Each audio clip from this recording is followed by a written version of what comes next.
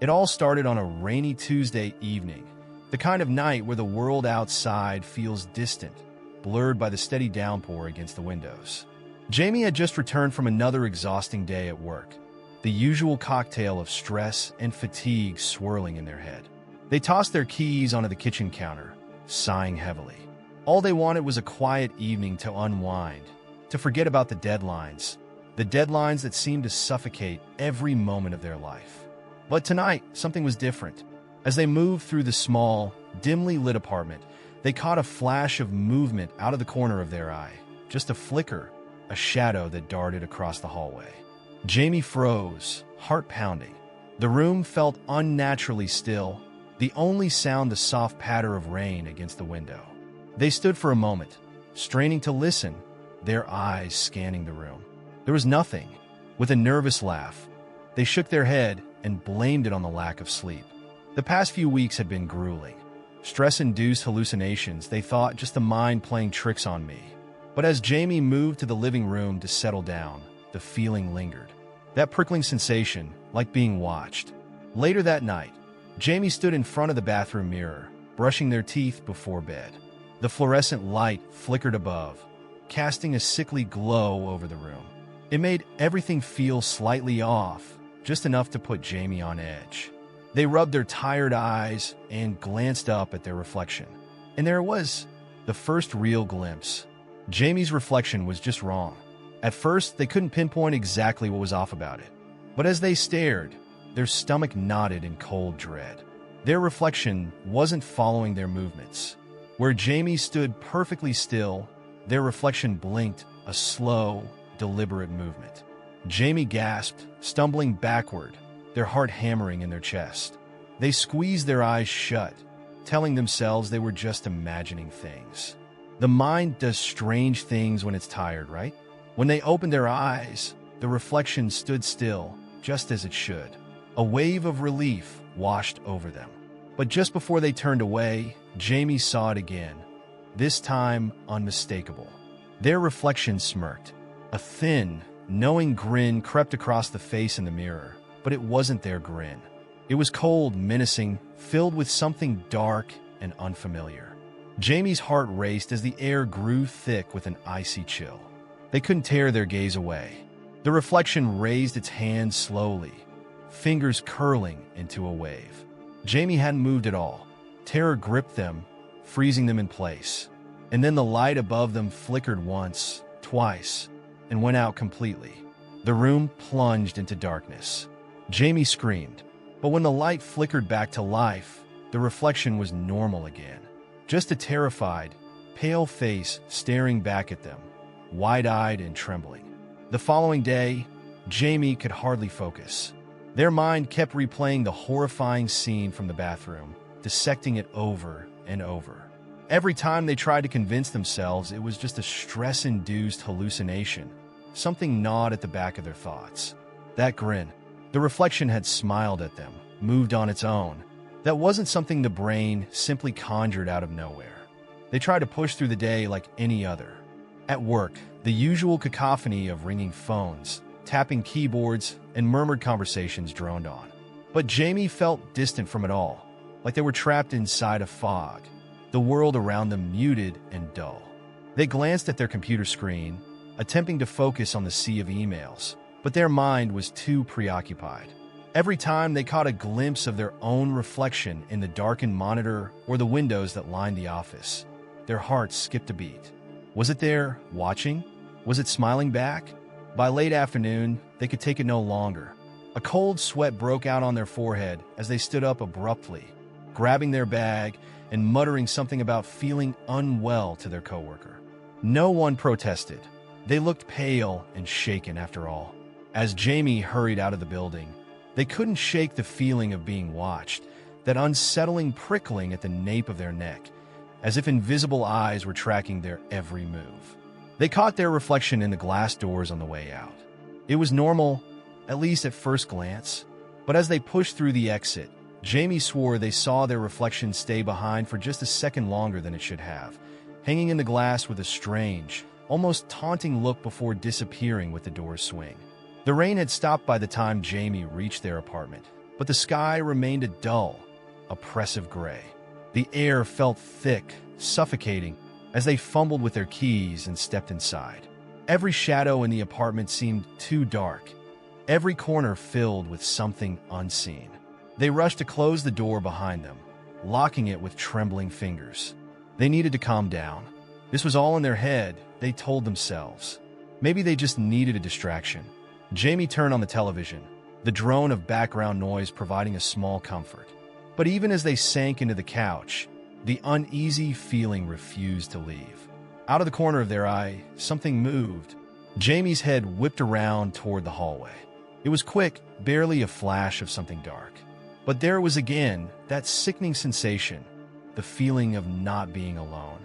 Their heart pounded in their chest as they slowly stood, each footstep heavy, cautious. The apartment was too quiet now, the sound from the TV fading into the background. Jamie moved toward the hallway where they had seen the movement. The corridor seemed darker than usual, the light at the end of it flickering weakly. They stopped in front of the mirror hanging on the hallway wall. This mirror was smaller than the one in the bathroom, but Jamie dreaded it all the same. They didn't want to look, didn't want to risk seeing it again, but something pulled their gaze toward the glass.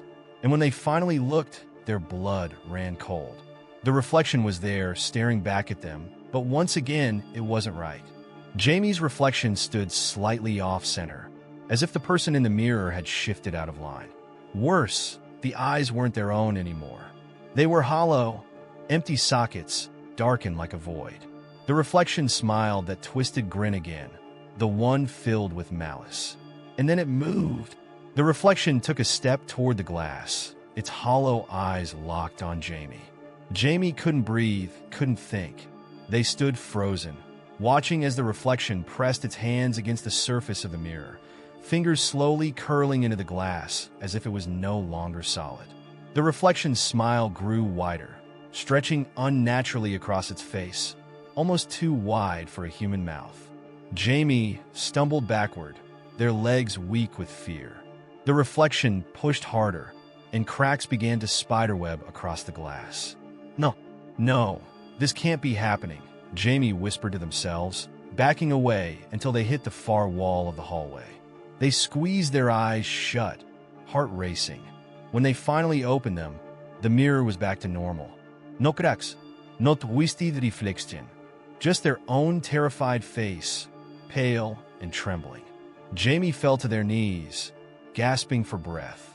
But before they could even begin to gather their thoughts, the television in the living room went silent. The sudden absence of sound was jarring, leaving an eerie silence in its wake.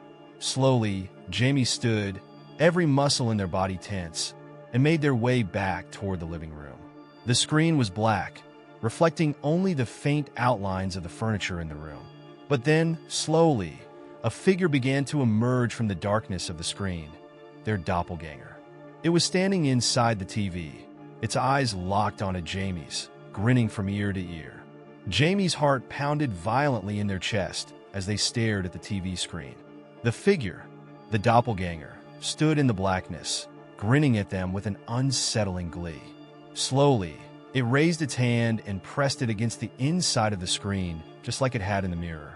The glass of the TV creaked and warped as if the figure were pushing against it from the other side, ready to break through. Jamie's legs felt like lead, too heavy to move, too rooted in fear. But as the doppelganger's hand began to stretch and warp the surface of the screen, the terror gripping Jamie finally snapped into pure, primal instinct. They ran, bolting down the hallway. They didn't dare look at the mirrors this time, didn't dare risk seeing the thing waiting for them there. The apartment felt like a trap, every room too small, too tight. As they rushed into the bedroom, they slammed the door behind them, locking it with shaking hands. For a moment, Jamie pressed their back against the door, trying to catch their breath. But the apartment was too quiet. No sound came from the TV anymore, no creaks of the floor. It was the kind of silence that feels wrong, like the world itself is holding its breath. Then there was a knock. Jamie stiffened, their heart leaping into their throat. The knock came again, louder this time, from the front door. 3 sharp raps, deliberate and slow. It wasn't the knock of a neighbor or delivery person. There was something sinister in its rhythm, something that filled Jamie with a cold dread. They crept over to the window, pushing aside the curtains just enough to peek outside. The street was deserted, the pale glow of streetlights casting long, eerie shadows across the wet pavement. No one was there. Another knock. This time it came from the bedroom door. Jamie spun around, pressing their back against the wall, eyes wide with terror. That was impossible. There was no one else in the apartment. The bedroom door had been locked. Slowly, the door began to rattle, the doorknob turning ever so slightly as if something was trying to get in. The knocking stopped. Silence stretched for what felt like an eternity. But Jamie knew better than to let their guard down. Their breath came in short, panicked bursts as they scanned the room, searching for anything they could use to defend themselves. That's when they noticed the mirror hanging on the closet door. It was small, but it was enough. Their reflection stood there, still and calm, yet Jamie could feel the wrongness radiating from it. It was as if the reflection was waiting. Jamie took a step closer, eyes fixed on the mirror, trying to see if the reflection would move on its own. For a moment, nothing happened. Then, the reflection twitched, a quick, jerky motion, like a puppet being yanked by invisible strings. Jamie stumbled backward, their chest tightening in fear. The reflection was no longer mirroring them. It moved with a will of its own, fingers curling into a slow, deliberate wave. The smile returned, that sickening grin that stretched far too wide. And then, with horrifying suddenness, the reflection reached out of the mirror. A hand shot out from the glass, pale and cold, its fingers long and twisted. Jamie screamed, knocking over a lamp as they scrambled away. The hand clawed at the air, stretching toward them, the reflection's hollow eyes wide with malicious delight. Before Jamie could react, the bedroom door burst open. They turned to face it, expecting the worst, but there was no one there. The hallway beyond was dark and silent, except for the faint sound of footsteps. Jamie backed into the corner of the room, heart racing so fast it felt like it would burst. The footsteps were soft, barely audible, but they were getting closer. And then, from the shadows of the hallway, the doppelganger emerged. This time, it wasn't confined to the mirrors or the TV. It was here in the room. The figure stood at the threshold, its form identical to Jamie's, but twisted, distorted. Its eyes were sunken, its skin pale as death. And that smile, it stretched across its face like a grotesque mask, too wide, too wrong. The doppelganger didn't move at first. It simply stood there, watching Jamie with those hollow eyes. Jamie's breath hitched in their throat as they tried to find a way out, but the doppelganger took a step forward. Then another. Slow, deliberate, it walked toward Jamie as if it had all the time in the world. "Why?" Jamie whispered, barely able to get the words out. The doppelganger stopped, tilting its head to the side in mock curiosity, mimicking Jamie's fear with a grotesque parody of their own movements. Then it spoke, its voice a twisted, distorted version of Jamie's own. "Why are you so scared?" It hissed, its smile widening. "I've always been here, waiting." Jamie's mind raced, trying to make sense of what was happening. Was this some kind of nightmare? A hallucination? But no, this was too real, too visceral. The doppelganger was right there, standing just feet away, its presence suffocating. "I'm not going anywhere," the doppelganger whispered, taking another step closer. "I'm you, Jamie, and soon, you'll be me." Without warning, the lights in the apartment flickered violently, plunging the room into alternating moments of darkness and blinding light. In the chaos, Jamie stumbled toward the window, desperate to escape. The doppelganger's laughter echoed in the room, a cold, hollow sound that sent shivers down their spine. Just as Jamie reached the window, the lights went out completely. The room was plunged into absolute darkness. Jamie stood frozen, their fingers still resting on the cold glass of the window, heart hammering in their chest. The silence that followed the doppelganger's laughter was suffocating, the air thick and heavy like a blanket smothering them. They couldn't see anything, but they could feel the presence in the room, their doppelganger, lurking somewhere close. For a few heartbeats, Jamie didn't move. The darkness felt alive, pulsing with unseen energy, and their every instinct screamed to stay still. But then, from somewhere in the blackness, came the sound of slow, deliberate breathing. It wasn't theirs. The breath was soft but ragged, each exhale laced with a sinister undertone, and it was getting closer. Jamie's body tensed, the fine hairs on the back of their neck standing on end. They had to get out, had to escape this nightmare. Groping blindly, they fumbled for the window latch, but their trembling fingers struggled to find it. The breathing grew louder, almost directly behind them now. In their panic, they spun around, their back pressed against the window. They couldn't see a thing, but they knew the doppelganger was there in the dark, watching, waiting. "Jamie," the voice hissed softly, barely a whisper in the dark. "You can't run. You can't hide." The lights flickered back on for a split second, and there it was, the doppelganger standing only a few feet away, its twisted smile stretching impossibly wide. The moment the light illuminated it, the figure lunged. Jamie screamed, ducking instinctively as the lights blinked back out.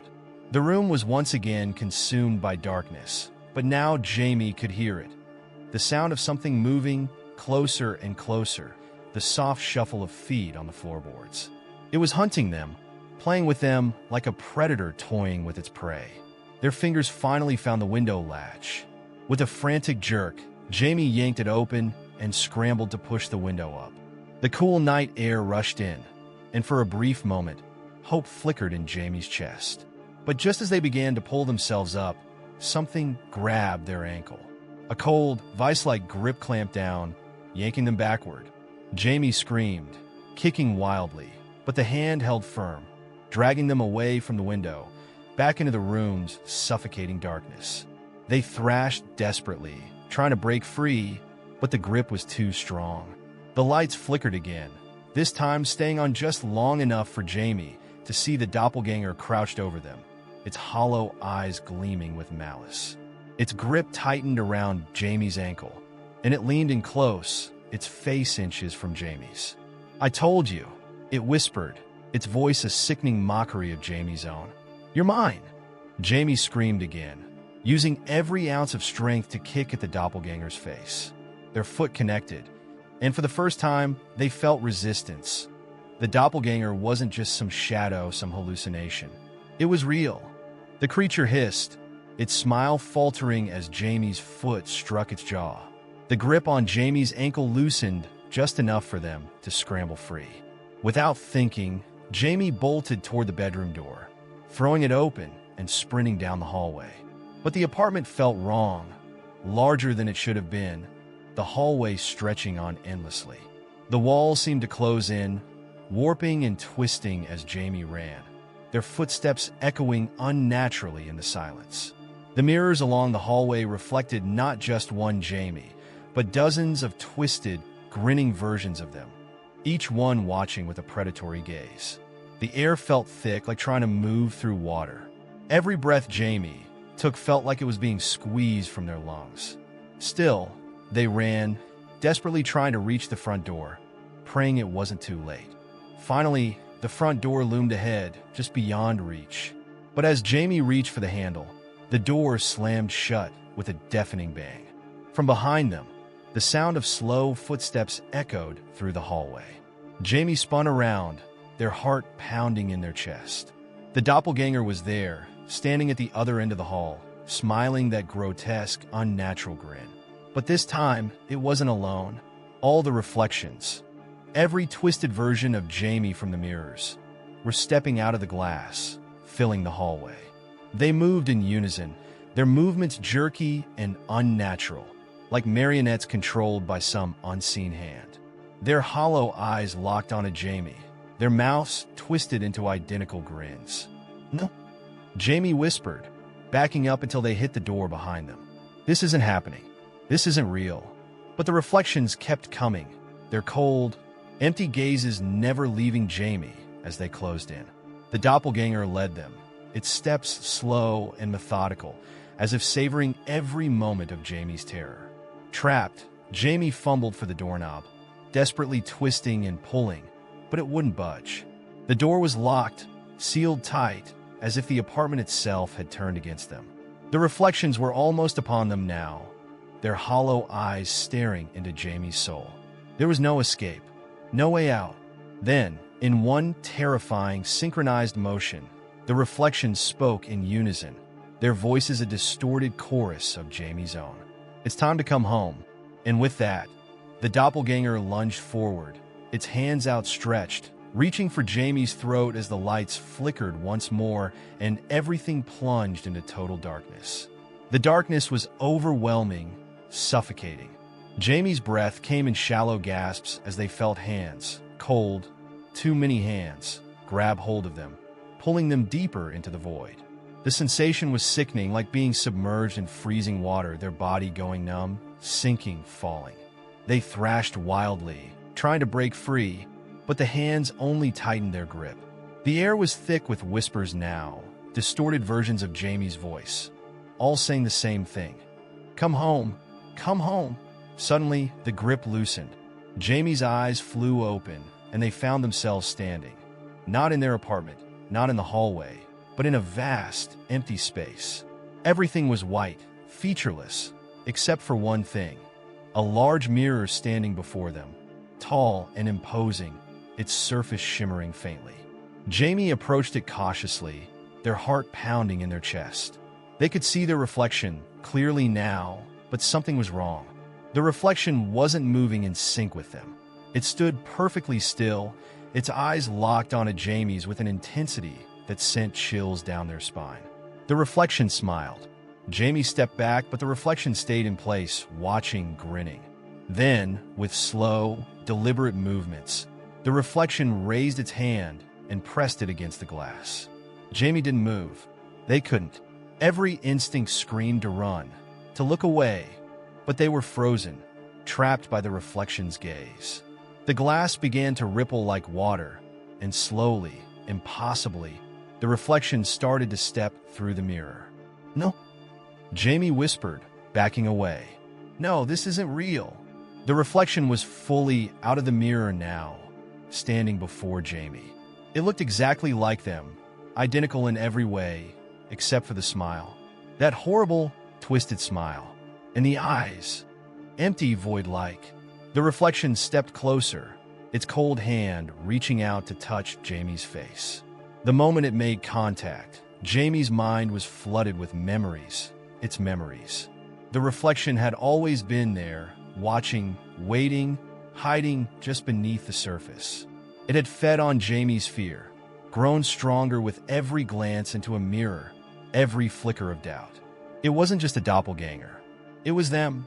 The reflection grinned wider, its fingers pressing deeper into Jamie's skin. Jamie could feel their strength slipping away, the coldness spreading through them as the reflection leaned in close, its breath icy against their ear.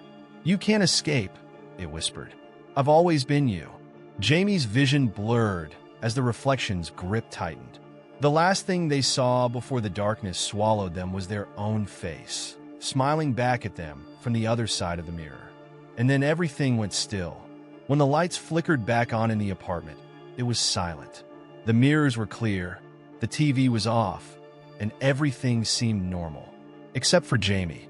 They stood in front of the hallway mirror, their expression blank, their eyes dark and empty.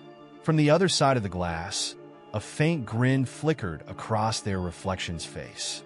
Jamie had finally come home.